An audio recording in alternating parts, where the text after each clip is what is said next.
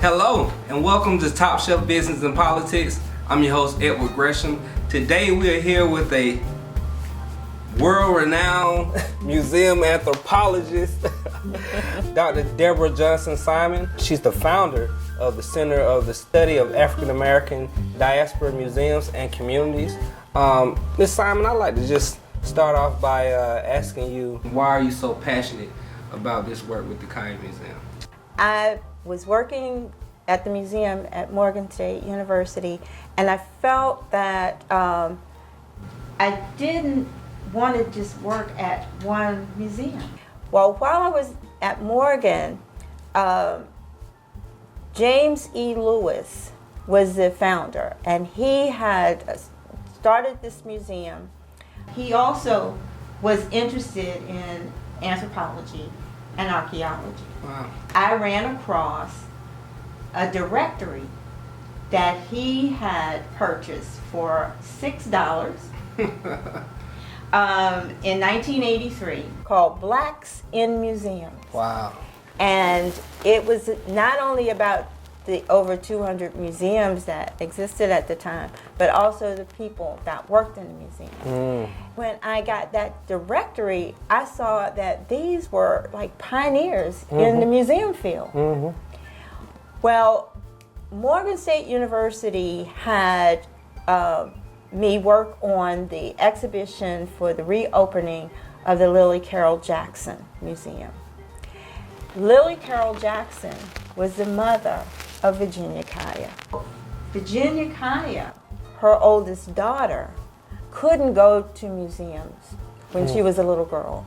And her mother said to her, it doesn't matter. Virginia and her mother started to collect things from their travels, their work in civil rights, their work with natural history. Mrs. Kiah's husband was a dean in education at Savannah State University. And he was also one of the first, when he left Savannah State, to desegregate higher education. Wow.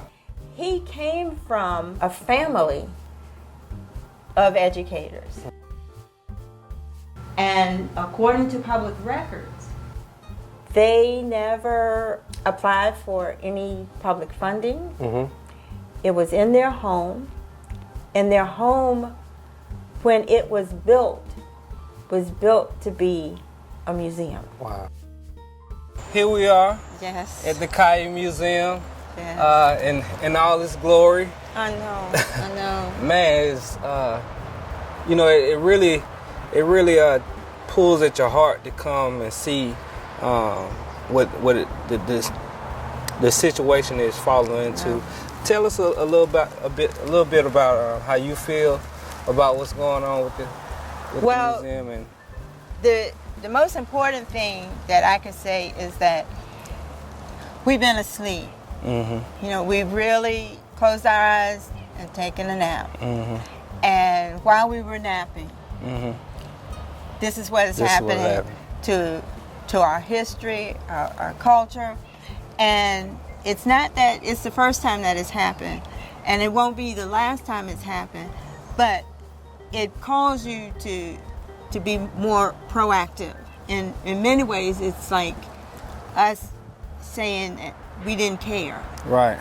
We didn't care enough to take care of something that's precious. What do you see happening from here? Well, one of the things that we've talked about as a group, the Friends of the Kiah, is one, to be more proactive about acquiring the building for ourselves, and then to work towards preservation and restoration. Okay, so those are the first things. Immediate goal is to have a cleanup campaign of this building. Some of the students have started the new Humane group, Humane Research Institute, which is our youth chapter. They are going to help with, keeping an eye out and cleaning up the building. And then our next step is to get the permits and all to have outside museum space so that we can have signage and start to tell the community stories. We're doing that in hopes that people in the community would come and share more stories with us, because the base of what we're doing is to capture the stories of the community to add to our efforts to do a historical marker. This kind of thing happens when a building is, I call it being violated, but when there's a break-in exposure, we need the city to be more proactive.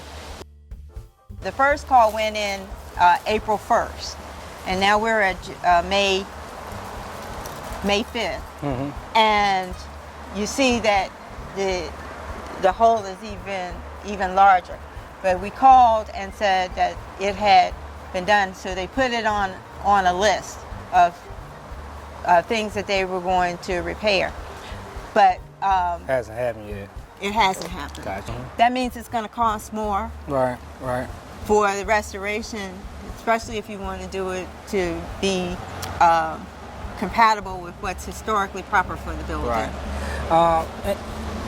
Just looking at the architecture of the building, and number one, I love these Savannah homes, these older Savannah homes. Mm-hmm. They're beautiful. They speak to the culture and the history of Savannah.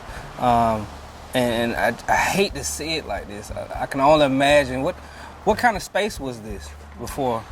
Well, what's unique about this building is that this couple got all the permits and everything to redesign the building themselves.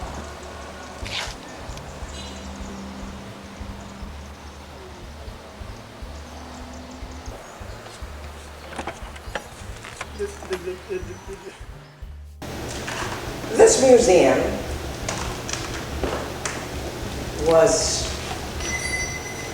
started with the purpose of reaching the masses. It is my mother who helped me to get this museum ready in 1939, when she and I started collecting of different types, which came from, for example, the Grand Canyon. This was presented by Mrs. Marion Downs Pierce in Los Angeles, California. We have another, which was presented by Dr. Calvin Kiah. And there is a ruby, a real ruby in there, in that showcase, that small showcase.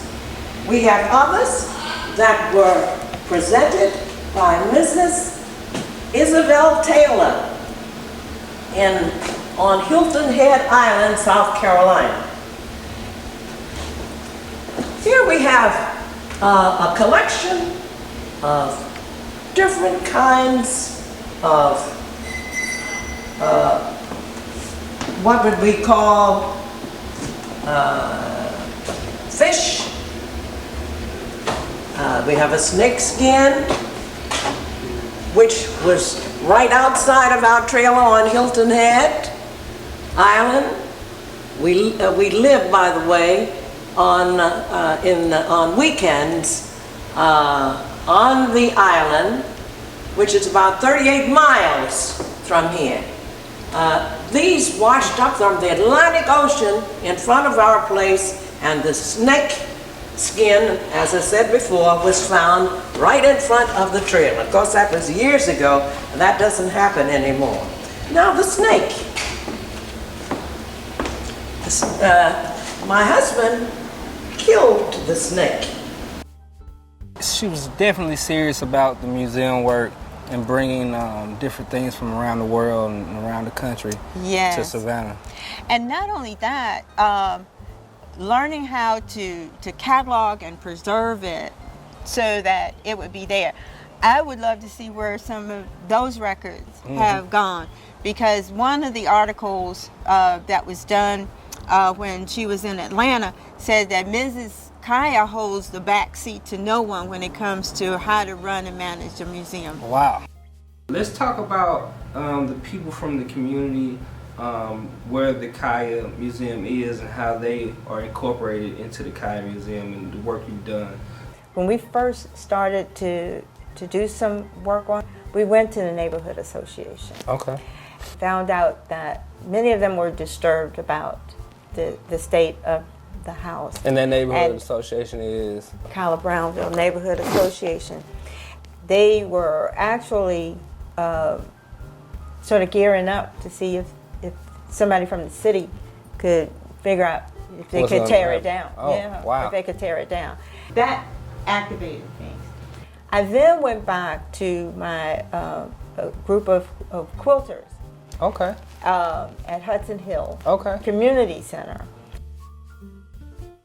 When Dr. Simon told us the story, about Miss Kiah, it caused me to want to know more.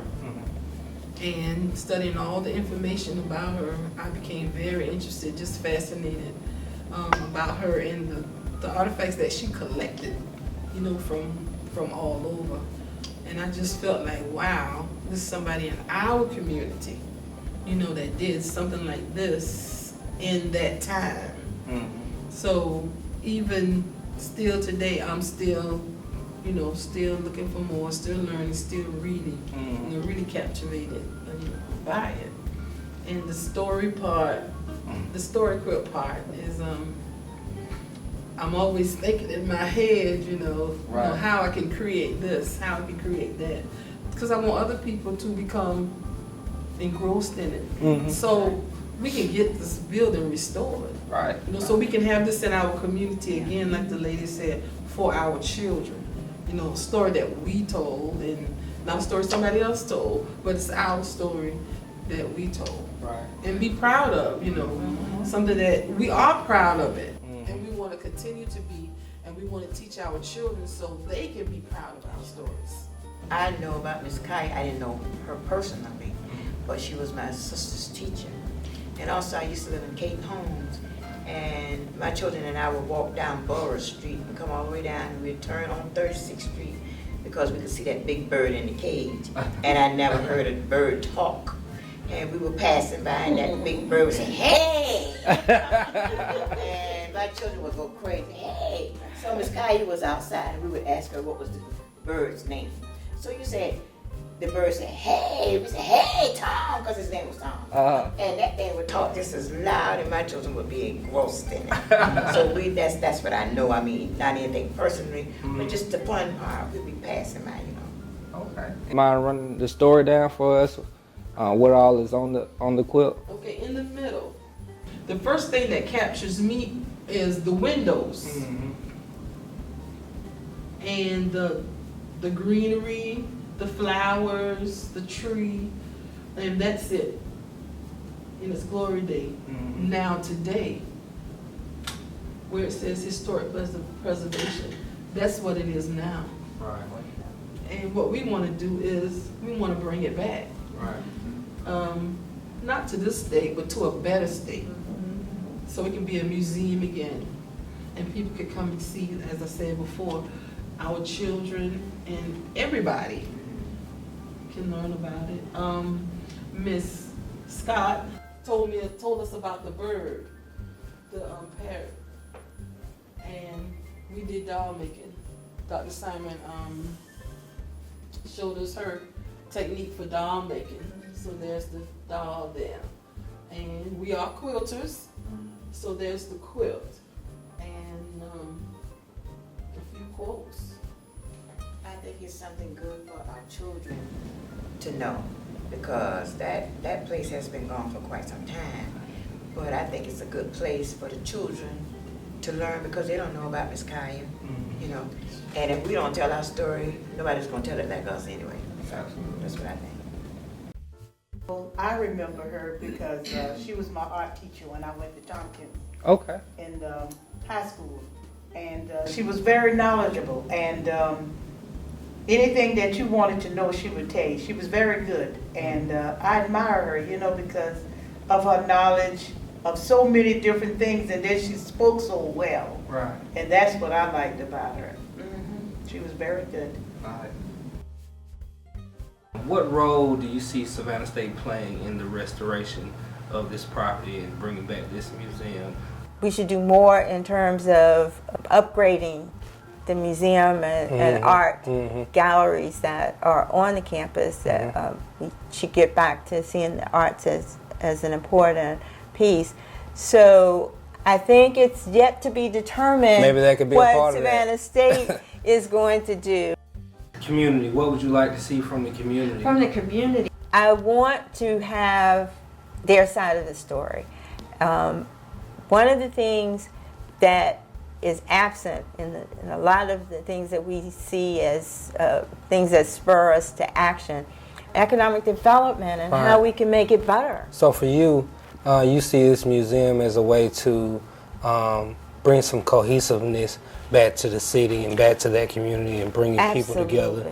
Absolutely. I've seen it done in too many other places that are just invigorated by what happens when we go back and we look at what happens with the arts. Well, Dr. Simon, I appreciate you for coming to speak with us. This video is going to go out over the airways, all over social media to the community, the city, the people around the United States, and I hope that love and support pours in for you and your project. Thank you so much. That's just what we need. Good seeing you. Okay.